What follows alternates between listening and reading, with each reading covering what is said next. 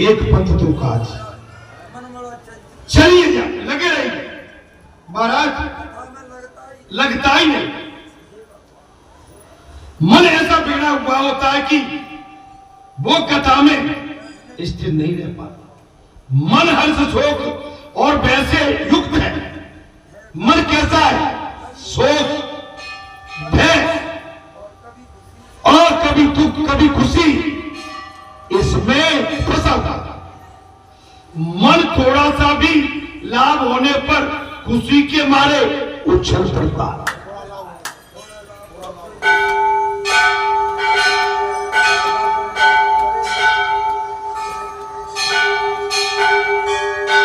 एक मजदूर को कभी थकान आ सकती है क्या?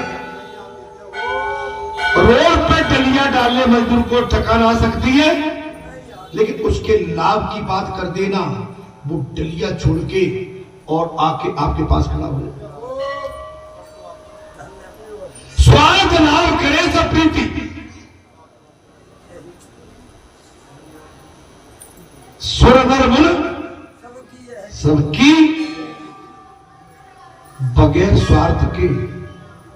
एक बात और बता दूं, गौ गोबर करती है, भैंस गोबर करती है, गोबर भी कुछ लिए बगैर उठता नहीं। जिस जगह गोबर करेगा वो पड़ेगा, मिट्टी कचरा होगा लेके उठेगा। बगैर स्वार्थ के कोई संसार में प्रीति नहीं करता है। महाराज भगवान को छोड़ और थोड़ी सी हानि में से भी आंसू बहने लगता है। बस आज कोई कथा आ गई, जरा सा कुछ गड़बड़ हुआ, चेहरों को ऐसा बना लेंगे, माने भगवान की कथा में आंसू नहीं टपकेंगे, लेकिन संसार के लिए लगे हो। मर गए, अरे मगर भैया उनके लिए क्या रोते हो जो मरे पड़े? हमको भी जाना है। कहां गए थे? शमशान। क्या कर आए? हमको नहीं रहे, हम अमृत लेके बैठे। फूल कब उठेंगे? हमको दिन। बेटा हमारे भी फूल ऐसे ही उठेंगे। कहां गए? गंगा जी में विसर्जन करने के लिए। कौन ले गए? अमुक अमुक। सावधान हो जाओ, हमारे साथ भी ऐसा ही होना। बच नहीं पाओ, कोई नहीं बचा। तैयार हो, संसार कब से सरक रहा है। युग बीत गए, सदियां बीत गई, संसार सरक रहा है। पृथ्वी माता थमी है, इस पर अनेक आए, अनेक आ गए और अनेक आते रहेंगे, आते रहेंगे, जाते रहेंगे, लेकिन सूर्य चंद्र और पृथ्वी ऐसे ही बने रहेंगे।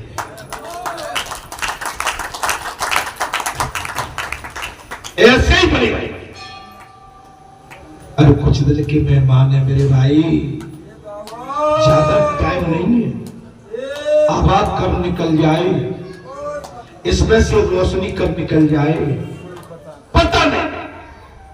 अब के बिछड़े कब मिलेंगे, इसका भी अंदाजा। किसी भी स्थान पर ऐसा नहीं लिखा हुआ है कि भगवान की कृपा से धन मिलता है।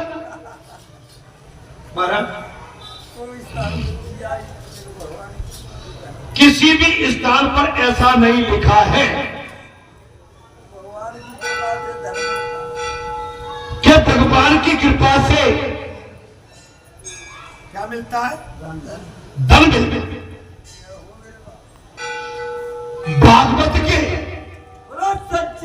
8वें स्कंद में कहा गया है कि मैं प्रभु जिस पर कृपा करता हूं उसकी सारी संपत्ति का नाश करता हूं। पहले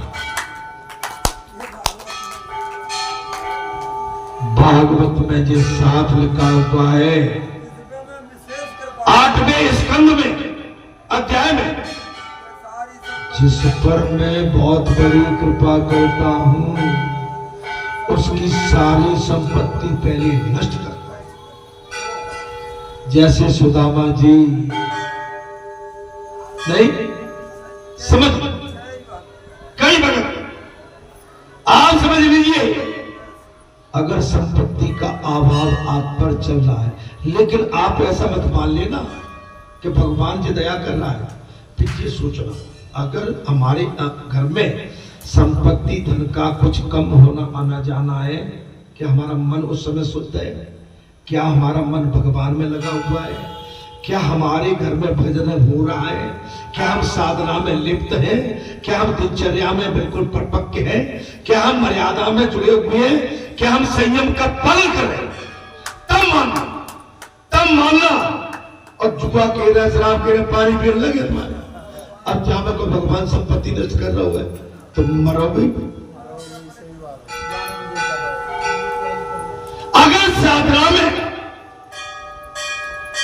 अगर साधना में परपक्के, तब बगैर भगवान के भजन आपकी नजर थकती नहीं है, आपकी वाणी नहीं थकती। तब समझना, भगवत कृपा का फल धन नहीं, धन से तो प्रारब्ध मिलता है।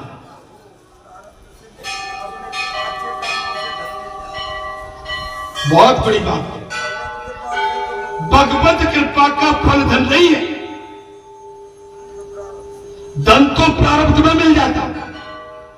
भगवान की कृपा से तो मन की शुद्धि हुई।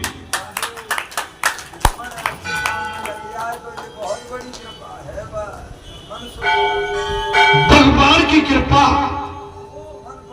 अगर आपका मन पवित्र होने लगा तो समझो, भगवान जिस पर कृपा करते हैं महाराज, भगवान जिस पर कृपा करते हैं उसे संपत्ति नहीं दरिद्रता देते हैं।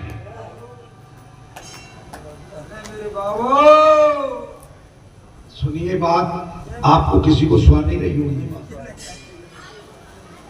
भगवान जिस पर कृपा करते हैं उसे दरिद्रता माने संसाधनों की कमी, hand of mouth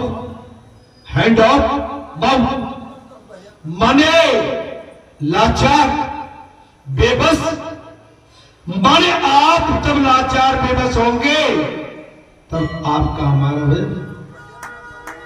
Ram Ram Sita Ram, Krishna Krishna Krishna Krishna तब लगेगा। आप पर कोई चोट पड़ जाए, घर में दुख आ जाए, आप केवल भगवान की रटना लगा देते हैं। लेकिन जब आपको सुख साधन और समृद्धि मिल जाए तो विलासता में डूब के भगवान को भी भूल जाते हैं। प्रभु कृपा के होने पर तो सत्कर्म करने की इच्छा होगी।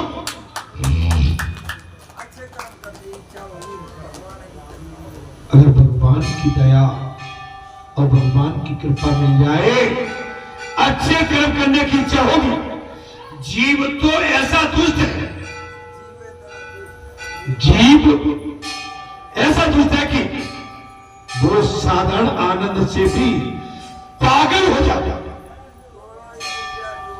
मैंने कई बार कहा है, जीव इतना पागल है कि 4 पैसा आ जाके महाराज, जिसके घर में कुछ भी नहीं हो, अगर एक दीवार खड़ी हो के एक छत गिर जाए तो वो संसार का सबसे बड़ा राजा कहलाने लगता है। बोले मैं हूं राजा इससे। एक कहावत है महाराज, छछूदर को हल्दी की गांठ मिल गई तो छछूदर कह रही मैं पसारी है। माने आप समझ लेना, ये धन ऐसा है जो पागल कर देता।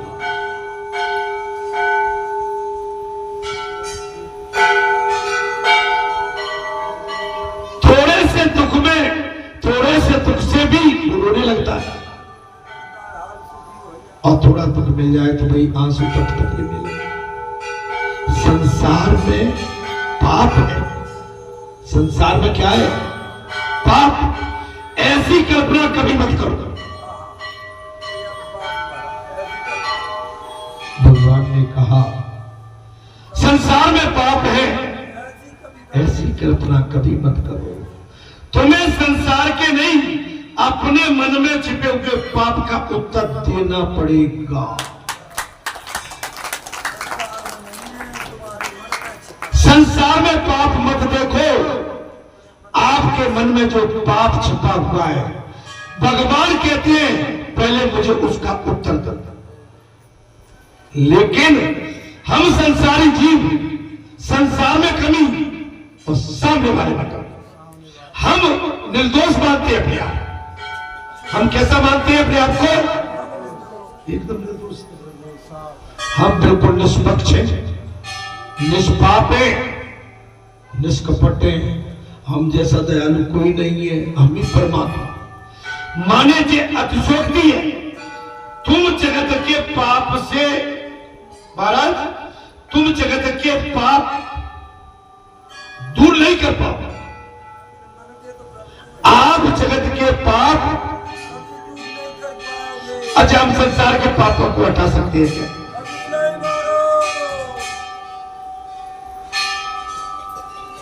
लेकिन एक काम कर सकते हैं, उनको बिठाल के संसारी जीव को राम जी की कथा सुना सकते हैं। एक काम तो कर सकते हैं, उनको बिठा के राम जी की कथा सुना सकते हैं। प्रहलाद कहते हैं कि मेरा मन असाधु है। प्रहलाद क्या कहते हैं? बोले मेरा मन कैसा है? असाधु। मेरा मन काम आतुर है। भगवान से प्रहलाद कह रहे हैं मेरा मन काम आतुर है, असाधु है। आपकी कथा में, आपके नाम स्मरण में वो स्थिर नहीं हो पाता। आपकी कथा में, आपके नाम स्मरण में मेरा मन नहीं लगता। कृपया आप ही मेरे मन को सुधारें। प्रहलाद क्या बोल रहे हैं? कृपया करके आप ही मेरे मन को सुधारें।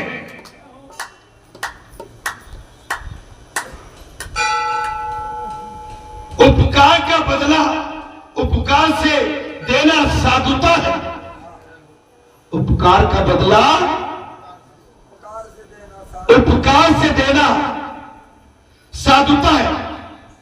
भगवत सेवा से विमुख व्यक्ति को देखकर मुझे बड़ा दुख होता है।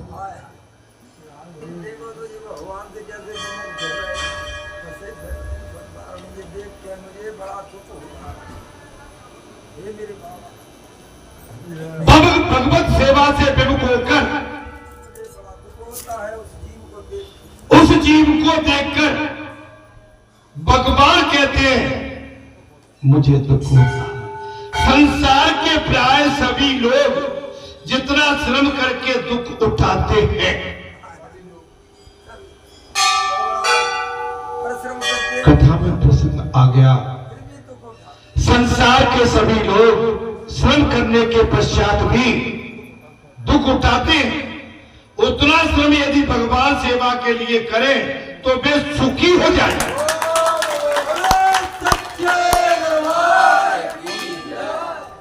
उतना श्रम वो भगवान की सेवा में लगाएं तो हमेशा सुखी रहेंगे। आप संसार में तो दुख पाते हैं और परेशान भी होते हैं, लेकिन कितना भी आप मेहनत करो, श्रम कीजिए, अच्छा कीजिए, संसार में केवल दुख मिलेगा। और इसी मन को, इसी वातावरण को, इसी भाव को भगवान के भजन में लगा दो, सुख पाओ। यह संसार का सुख कैसा है? सांसारिक सुख दाद खुजली को खुजाने जैसा।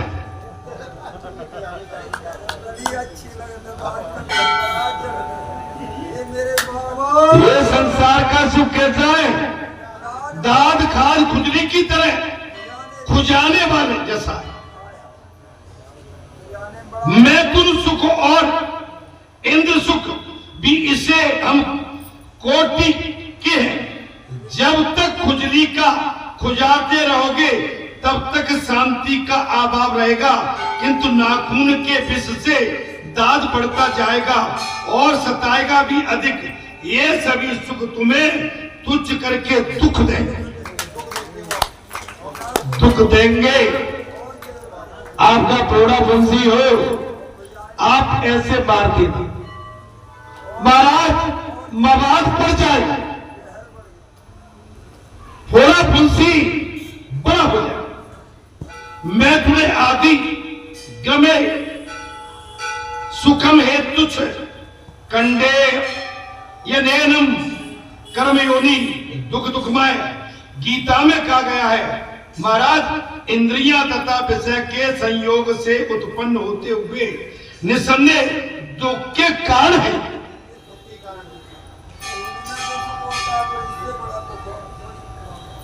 आपको मीठी लस्सी अच्छी लगेगी, लेकिन जो शुगर बना देगी। नमक की लस्सी तुम्हारा विकार काटेगी अंदर। पूरी पकवान चिकनाट ये तुम्हारे पाचन तंत्र में कहीं ना कहीं फंस जाएंगे, और जो तुम्हें बुखार, ताप, सर्दी, जुकाम आदि आदि विकार से ग्रस्त कर देंगे। और ड्राई फ्रूट्स, फल एवं बगैर चुपड़ी रोटी आपको ये पाचन क्रिया के लिए शुद्ध है। पालक, लौकी, तोरई, दाल, चावल, भात, दही, दूध, ये सब फल फ्रूट्स ये सात्विक है। ये आपके पाचन तंत्र में बहुत बड़ी शांति से इनकी पाचन क्रिया होगी और तुम्हारे अंदर एनर्जी, शक्ति प्रदान करती है। वे आदि और अंतयुक्त अर्थात अनित्य अतः हे अर्जुन ज्ञानी पुरुष इन सुखों में कभी नहीं भटके। भगवान कह रहे हैं अर्जुन, ज्ञानी पुरुष इन परम सुखों में कभी नहीं भटकते हैं। वे ऐसे सुखों की इच्छा कभी नहीं करते। वे ऐसे सुखों की इच्छा कभी नहीं करते। कौन? ज्ञानी, सत्संगी। आप जैसे संत महात्मा जो 25 साल से बालाजी धाम ग्राम बरेठा में अपना अंगन की तरह भक्ति के रूप में अपना पैर खड़ा किए,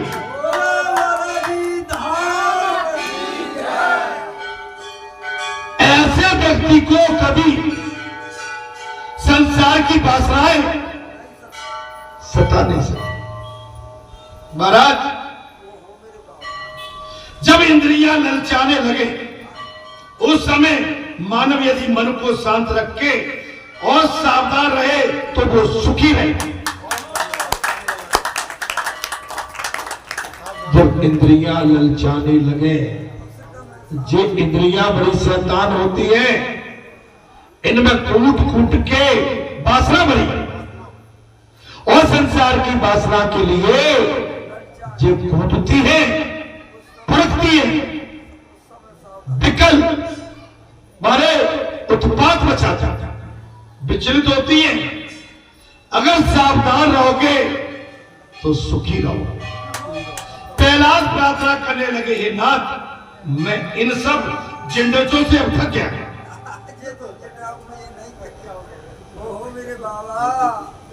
प्रहलाद जी का कथा कितने दिन से चल रही है और नरसिंह भगवान के सामने उनका संवाद चल रहा है।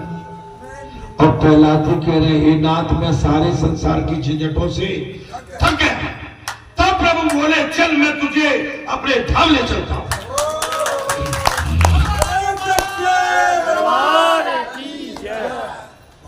तब प्रभु बोले, नरसिंह भगवान बोले, बेटा प्रहलाद, अब चल मैं तुझे अपने धाम ले चलता हूं। प्रहलाद, मैं भाई अकेला नहीं जा सकता। प्रहलाद क्या कहने लगे? बोले, प्रभु मैं अकेला नहीं जाऊंगा। मैं इतना स्वार्थी नहीं हूं। प्रहलाद कह रहे हैं पिता भगवान, मैं आपके साथ अकेला नहीं जा सकता। मैं इतना स्वार्थी नहीं हूं जो अपने इन बाल मित्रों को वही छोड़कर आपके साथ अकेला चल दूं।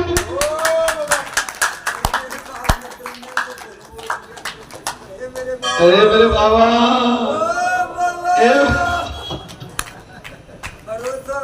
बोला तेरी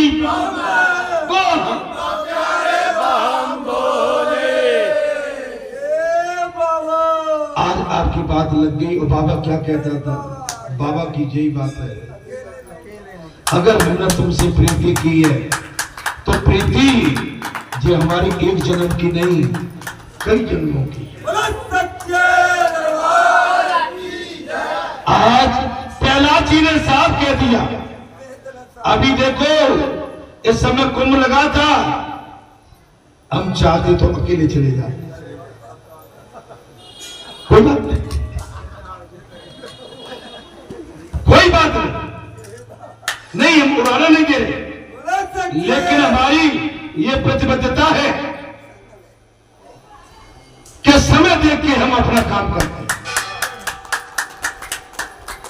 कई मैसेज आए, ऐसे नहीं ऐसे कर देते, प्लेन से ट्रेन से। अरे रंजित भाई, हमारा तो भैया भैया छुप छुप छुप छुप छुप आराम से। जो अपने मित्र मंडल में जिनके साथ हमने अपना दिन रात एक कर रखा और जिनके साथ भूख प्यास पानी दुख सुख अच्छा बुरा जब सबकी साझेदारी हो गई है, तो अब कहां अकेले बांट बटोरा करते? अकेले बटोरा में आनंद नहीं है। भले ही हम तुमको बुलाए, तुम नहीं आओ। हाँ, अब मैं ये नहीं कह रहा हूं न आने का कोई कारण भी हो सकता है, लेकिन भी हाँ, तुम मुझे यो भुला न पाओगे। जब भी मेरे गीत सुनोगे, साथ साथ तुम भी गुनगुनाओगे। हाँ, तुम मुझे यो न भुला पाओगे। जब भी मेरी कथा सुनोगे, साथ साथ मुझे तुम याद आओगे और तुमको हम भी याद आएंगे। समझ ले, ये जीवन का यही मूल सार है। अरे हम जीवन में दुनिया में भटके, कई बसेरे किए, कई जगह हमने पड़ाव डाले, लेकिन जब ये पड़ाव मिला जो बेमोल है, ऐसे बढ़िया पड़ाव जीवन में है। प्रहलाद बोले, मैं अकेला नहीं जाऊंगा। हे प्रभु, मैं इतना अकेला स्वार्थी नहीं, मैं अपने बाल सखा को छोड़कर आपके साथ अकेला नहीं चल सकता। मैं अकेला मुक्ति नहीं पाना चाहता।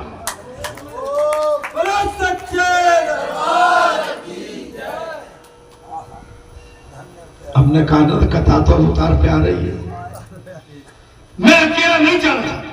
प्रहलाद जी ने अपने सहपाठी असुर बालकों का भी विचार करते ही, असुर बालक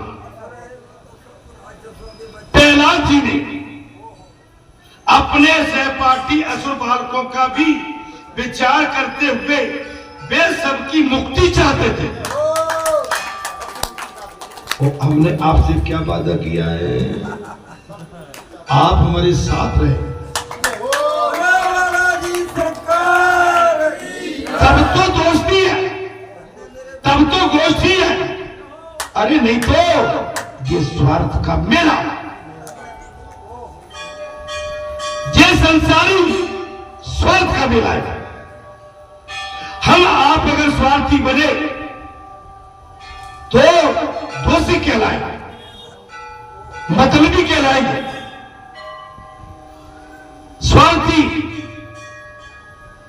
स्वार्थी नहीं, पर स्वार्थी। दादी पर स्वामी पर हित सरस धर्म नहीं भाई, पर पीला समझ नहीं हनुमान। आप अपने लिए जिए तो क्या जीने में जीना है? अरे ये तो पशु पंछी चिड़िया चेटी चेटा ये जनावर भी जी लेते हैं। अगर जीना है तो इस संसार के लिए। अरे कमाई की अपनी तिजोरी भरी दुनिया भर लेती है। अरे तिजोरी खोल के संसार को बता दो कि जिस समय महाराज सिकंदर अंत में यात्रा पे गया था उसके दोनों हाथ खुले हुए थे, न कुछ साथ लाया था और कह दिया पहरेदारों से बता दो इन जागीरदारों को सिकंदर आज खाली हाथ जा रहा है। इस संसार का जीवन ये जीने के तरह सिकंदर जब जाता है आता है मुट्ठी मार के आता है। आप सब सिकंदर हो। ये कला अगर आपने यहां न सीखी तो समझना कि आपका फिर यहां बैठना बेकार। महाराज प्रहलाद अपने सहपाठी असुरबालकों को विचार करते हैं। वे सबकी मुक्ति चाहते हैं, मात्र स्वयं के कल्याण के लिए वन में साधना करने वाला व्यक्ति स्वार्थी होता। अकेला साधना करने वाला व्यक्ति मेरे प्रभु ने मेरे सदगुरु ने स्वामी कृपात्रेय जी महाराज से कैलाश की कंदराओं में जाके यही याचना की। भारत बोले प्रभु मुझे वैराग्य हो गया है। बोले अच्छी बात, क्या करना चाहते हो? कैलाश की कंदराओं में बैठ के मैं भजन करके और भगवान की साधना करके अपने जीवन को इसी कैलाश पर छोड़ना चाहता हूं। दीनदयाल जी आपकी बहुत बड़ी भावना है, लेकिन आपके अंदर मुझे आपके त्रिपुंड पर अखंड ज्ञान प्राप्त हुआ। देखिए हे स्वामी, जो मेरे सदगुरु हैं जिनसे मैं दीक्षित हूं, माने की मिट्टी और वो तो जगत गुरु है। बोले दीनदयाल जी आपके ब्रह्मांड पे आपके त्रिपुंड में जो ज्ञान का भंडार है इसे जगत में बांट दो।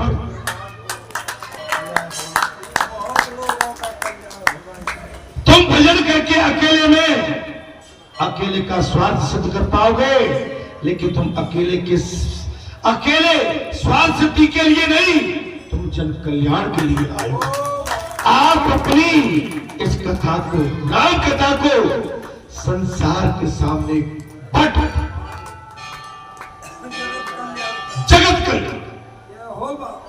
एक बात बताता हूं, आपने पैसा अपने बेटों के लिए रखा जोड़ के, ठीक है, लेकिन सोच लेना कि आपके बेटे इसके लायक है।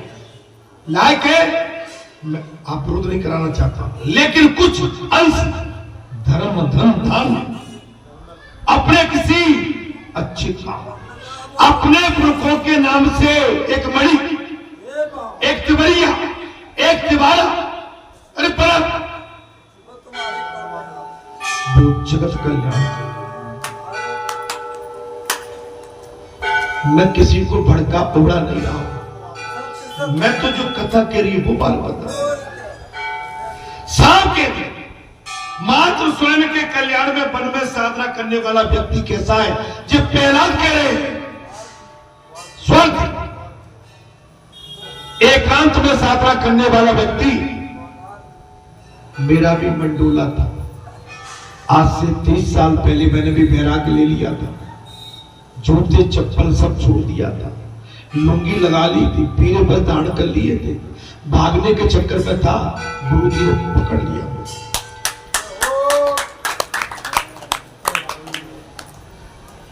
गुरु जी ने एक ही बात कही थी, भूपेंद्र जी, बड़े माने मेरी उम्र उस समय 30 साल पहले गुरु जी जब आए थे, महाराज जी, भूपेंद्र जी तुम जिस कार्य में लगे हो, संलग्न हैं, मुझे खुशी है। तुम जैसा शिष्य मुझे कभी कभी प्राप्त होता है। जी महाराज जी के शब्द थे। लेकिन मैंने सुना तुम्हारे पास संसारी ऋण है। मैंने कहा क्या महाराज? नहीं नहीं, मैंने सब पता लगा लिया। तुम्हारे पास अभी 2 बेटी है छोटी, तुम्हारा बेटा एक छोटा, धर्मपत्नी है तुम्हारी।